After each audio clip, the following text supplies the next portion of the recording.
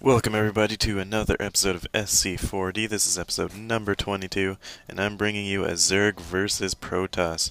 We have the submitter Dave facing off against the Zerg opponent Hajalte. Hilt. I'll call him Hilt. So Dave here, looking to improve his Protoss game, and starting off with his 9 pylon here. And will we see a 13 gate? Yep, we're going to right now. There's his 13 gate going down. And I'm just going to keep skipping through this pretty quick. We've got a 11 pool, or that could even be a 10 or so pool going down for Hilt. And then we're seeing the gas. Basic strategy, also putting his stuff over here at the wall, so if he needs to wall off against the Zerg player, he can do that. As you can see, he's searching over here, just about to find out the Zerg player, and see that early pool is up. Oh, and he's going to see those six Zerglings coming out, so he's going to be chrono boosting out a Zealot. That's a very good play, very good start. Almost getting supply block just in time, getting that in there and getting that assimilator out. And look at these lings coming in here already starting up. And can we see more? Oh, maybe he's not going to throw any more in. And the great thing about Zerglings is they're weak, and you can use your probes to kill them off. He'd pretty much go 1-for-1 unless you throw in some Zealots in there. So Kronos boost out those Zealots, and everything will go alright for you. Don't be afraid to use your probes to attack when it comes to things like Zerglings as well. So, as you can see, Warp Gate technology being chrono boosted out. And here goes, 3-4 gateways, so we're going to see a 4 gate here, but he definitely needs to pump out a lot more probes, not making any probes right now. Definitely a falter here. You gotta consistently be making probes. This is a gold level replay, by the way. So yeah, needs to be making much more probes and chrono boosting out. Here they go, just so he can be able to support these 4 warp gates, which will soon be turning into warp gates. Over here we have the Zerg player getting it on with the expansion, getting the early expansion down, and we do have a Roach Warren down. Also, 2 extractors, but nothing mining out of them. There we go. There goes the saturated extractors. Over here we have a 4. Ooh. This may be a misstep for sure, as you see a robotics facility going down, and he's just on one base. He will just not be able to support a 4 gate plus robotics facility. If he's gonna 4 gate, he's got to wait till he gets that expand up to get the robo. And even if he does just get 1 observer out, as you can see, this is a mistake. He's supply blocked, no pylons making, but he chrono boosted out. That's a misstep. Oh, now it is making out. So. There we go, even if he is just making that observer, it is not that necessary to have that observer out so quick. You can scout with a probe just to see what he has, even though you're going to lose it, just to see what you're up against. And from his army composition, you're going to be able to tell what he's doing. It's something you just got to learn and practice. Day 9 gets into it a lot in his dailies, so check those out. To do with observers and scouting their army. And now, even though he's not making anything else out of this robotics facility, that's like 200 minerals and 100 gas wasted there that could be used. And now he's making another, so definitely not the best idea, and they're not that necessary if you're going to be doing that 4 gate, because either way, if you're doing the Korean 4 gate, you're going to be pushing around the same time, and if you're not able to beat them, then you may have probably done it wrong. And therefore, you should possibly try something different, and 4 gate plus a robo is definitely not the best strategy, because he just does not have the army because of all this wasted minerals and time and effort into doing that. And now also throwing down 2 forges, so he's trying to do a lot here on one base, which is definitely hurting the size of his economy. As you can see, we're at 12 minutes already, and this is all he has. He is facing off against the Zerg player with all these roaches here, as well as spine crawlers, so no way he'll be able to take out the Zerg player with this with any sort of push. On the defense, he may be able to take this army out, but he's got a lot of lings out there and a lot of roaches. And we've definitely got some good macro play here by the Zerg player, who's got up by 14 harvesters. Definitely a lot, definitely way ahead. He has the economy to start pumping out the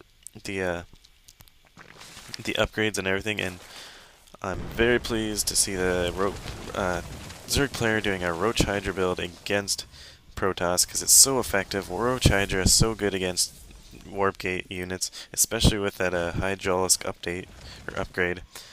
And all the Zerg player really has to do now is scout. If he is seeing this army, he could have just attacked. So much time right now he could just attack, and really he'd take the game. The only thing stopping him could possibly be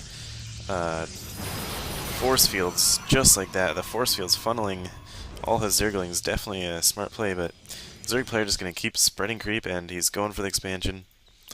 And one thing I find very difficult as Zerg in this matchup, when someone is at the 6 o'clock and you're at the 3, for example, in this situation, or another situation where the gold is in between your bases, I find it very scary as a Zerg player to take that base. But in the long run, it's definitely a benefit. If you can spread creep all the way up to his base and into the gold and take that gold, he's going to have a lot of trouble trying to take that away from you unless he does drops. But dropping your gold over here when your army is right over here is not going to be that beneficial for him. So he'll probably go for a different place anyways. And he can move these spine crawlers up like he's been doing right across his line, spread the creep right across here so you can see anything going in and out of his base by land. And basically it's just a major form of map control, especially if you have this gold mineral field. So the Protoss player warping in more units, and sort of low. He's not saturated his harvesters yet. Definitely needs to saturate that, and I'm on normal for some reason. There we go. He's getting out the upgrade, which is good, but by 16 minutes, you know, his army is definitely low, and he's trying to macro up a lot, but not get his economy up, but he's not getting enough units to defend. And there's not a whole lot of sight here. He's got an observer just chilling there, but he does not have it on his army. He should be following his army. There we go. Now he sees his army. And as for the Zerg player right here, it would be a very good idea to try and pull a Nidus Canal. You throw an Overlord right around here, and you get that Nidus up. Even if he does see it, the Protoss player did a very good job of spreading out his pylons so he could see everything. Oh, as we can see, there is going to be Storm coming down, and the High Templar's out. As I was saying, even if you popped up a Nidus Worm right here, and had some sight over here, you can pretty much just time it perfectly. It wouldn't even be that hard. All his units will shift over here as he warps in more, probably too, and you just walk right into his base. That is a key thing to do if your opponent is blocking you out or really taking you down with the force fields, like he's doing here. If you can't get at him straight head to head in his choke because he's force fielding it up, and you just feel too scared to go through the front, even if you do have the bigger army like this player who has 2 and 2 upgrades and such a huge army, then what you can do is draw them away by throwing down a Nidus Canal and just getting them away from the front where you can attack.